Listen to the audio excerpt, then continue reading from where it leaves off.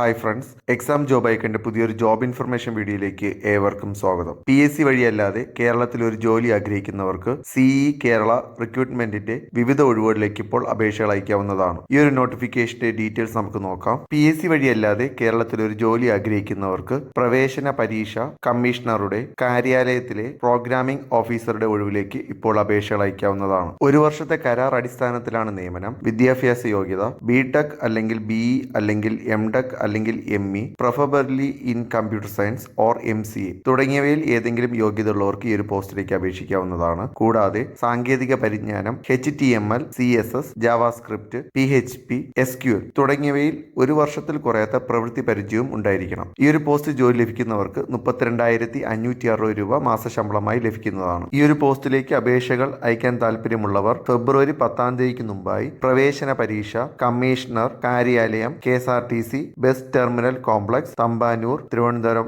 എന്ന വിലാസത്തിൽ നേരിട്ടോ തപാൽ മുഖേനയോ അപേക്ഷകൾ സമർപ്പിക്കാവുന്നതാണ്. കൂടുതൽ വിവരങ്ങൾക്കായി വെബ്സൈറ്റ് സന്ദർശിക്കുക. ഇതുപോലെയുള്ള ജോബ് ഇൻഫർമേഷൻ വീഡിയോസിനായി ഈ ചാനൽ സബ്സ്ക്രൈബ് ചെയ്ത് സപ്പോർട്ട് ചെയ്യുക. താങ്ക്